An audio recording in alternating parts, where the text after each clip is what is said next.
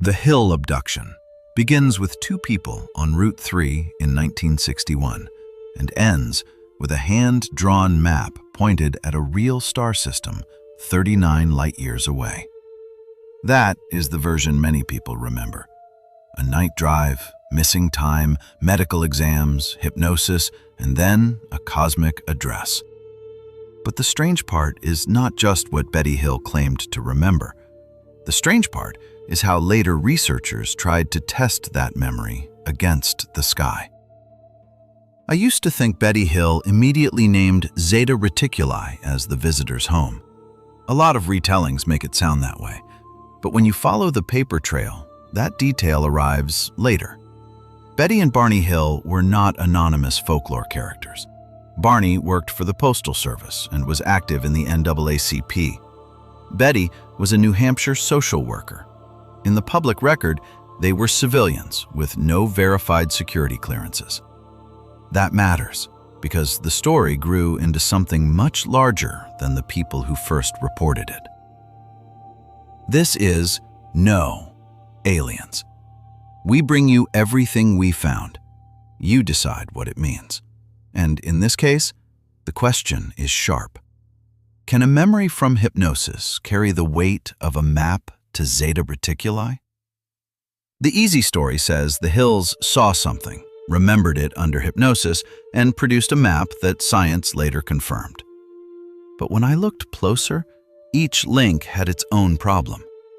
The core event sits on the night of September 19th into September 20th, 1961. The Hills said they were driving home through the White Mountains after a trip to Canada. Near Indian Head, they described a bright object that seemed to move in ways ordinary aircraft did not. Barney reportedly stopped the car and used binoculars before fear pushed them back onto the road. They later described missing time, anxiety, damaged personal items, and memories that did not arrive all at once. Betty reportedly contacted Pease Air Force Base after the encounter. Later accounts discuss possible radar interest, but the correlation remains weak and disputed. On October 21, 1961, Walter N. Webb interviewed the Hills for NICAP. That early interview is important because it anchors the case before the books, lectures, and later mythology. It also shows why the case gained traction inside serious civilian UFO circles. NICAP was not a tabloid office chasing one-night headlines. It was a civilian research organization that pushed for public investigation of unidentified aerial reports. Then, on December 14, 1963, the Hills began hypnosis sessions with Dr. Benjamin Simon in Boston. Dr. Simon was a psychiatrist, and his role matters because he treated the case as a clinical problem before it became a cultural landmark. And that is where the case changes shape. Hypnosis did not simply add details. It became the doorway through which dreams, anxiety, and disputed memories were organized into the most famous version of the public story. So the first challenge is not whether the Hills mattered. They did. The challenge is whether every later claim can bear the same evidentiary weight. Let's start with what we can hold in our hands. The University of New Hampshire holds the Betty and Barney Hill papers. The collection includes correspondence, journals, manuscripts, clippings, photographs, slides, DVDs, Betty's dress, and correspondence about star maps. That archive does not make every claim proven, but it proves something else. This was not a campfire rumor that vanished after one telling. It became a documented American case with names, dates, interviews, correspondence, and consequences. Project Blue Book gives another frame. The Air Force UFO files associated with Project Blue Book and its predecessor programs covered 12,618 reported sightings from 1947 to 1969. Project Blue Book itself ran from 1952 until its termination in 1969. At the end of the program, several hundred cases still carried the Air Force's unresolved label. Some were explained. Some were not. The Hill case entered that environment, where official files could record reports without settling every question inside them. That difference is crucial. A government file can confirm that a report was made without confirming what caused the experience. That is where many UFO cases become difficult. The paperwork is real, but the event inside the paperwork remains contested. Then came John G. Fuller's 1966 book, The Interrupted Journey. That book carried the story to a national audience.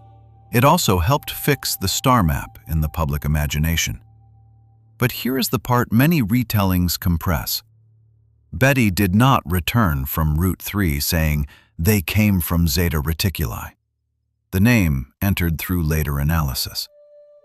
That analysis came most famously from Marjorie Fish. Fish was an elementary school teacher and amateur astronomer. She built three-dimensional models of nearby sun-like stars and tried to find the viewpoint that matched Betty's drawing. Think about how strange and ambitious that was. Fish was not just staring at a drawing and saying it looked familiar.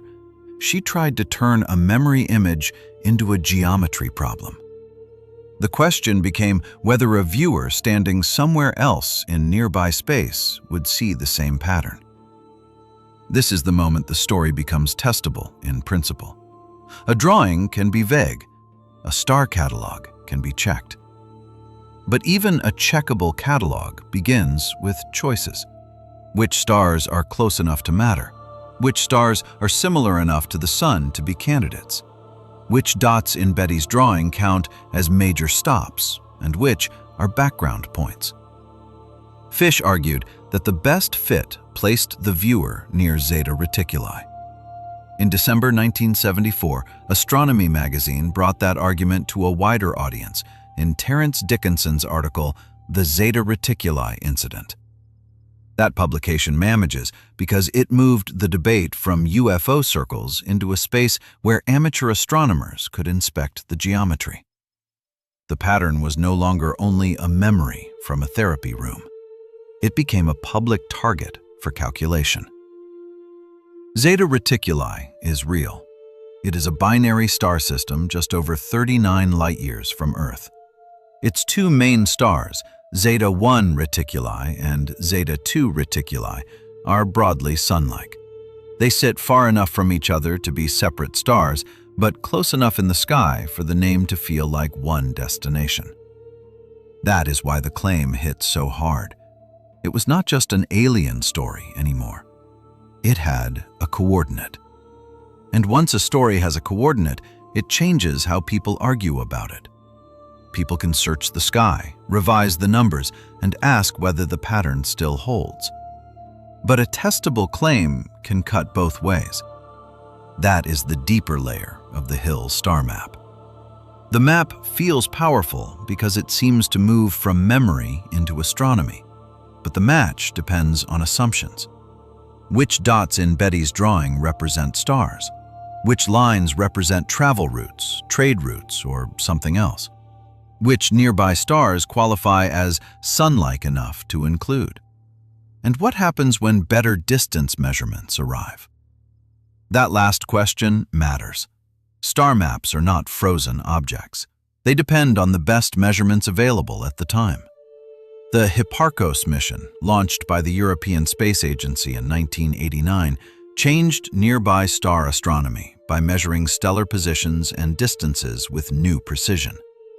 When those revised distances entered the discussion, some stars in Fish's model shifted enough to weaken the original pattern. Critics also pointed out that a loose cluster of dots can sometimes produce more than one appealing match if the rules are flexible enough.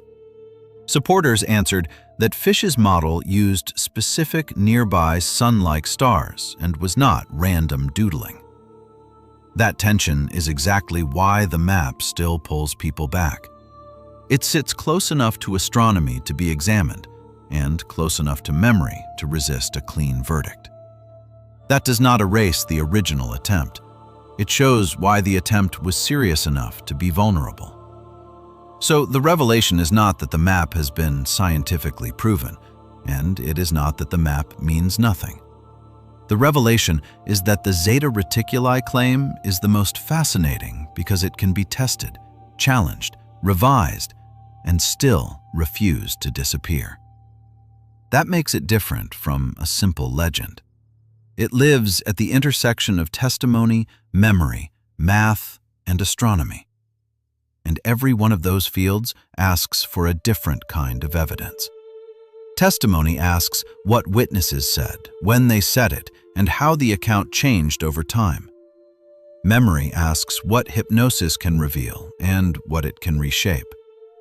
Math asks whether a pattern match survives alternative choices. Astronomy asks what the stars themselves are known to contain. Modern public astronomy does not confirm any known planet around either Zeta Reticuli star in standard exoplanet references. That does not answer every question about the Hill's experience.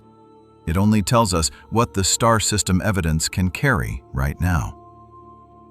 Looking back, the Hill case asks us to separate three things without tearing the story apart. First, Betty and Barney Hill were real people whose report changed UFO history. Second, the abduction details and hypnotic memories remain disputed. Third, the star map became a rare UFO claim that could be compared against astronomy. That is why Zeta Reticuli still matters, not because it closes the case, because it keeps the case under pressure. A claim that can be tested is stronger than a claim that hides from testing. But testing can strengthen, weaken, or complicate the thing we wanted to believe. That is not a betrayal of wonder. That is how wonder survives contact with evidence. And once Zeta Reticuli entered UFO lore, it became a doorway into claims far beyond the Hills. Some of those claims reach into alien races, hidden histories, and alleged civilizations with far less support. So the Hill case gives us a useful discipline. Respect the witnesses, track the documents, check the sky. Then stop before the evidence stops. This star map reminds us that the most haunting evidence is not always the evidence that proves the most.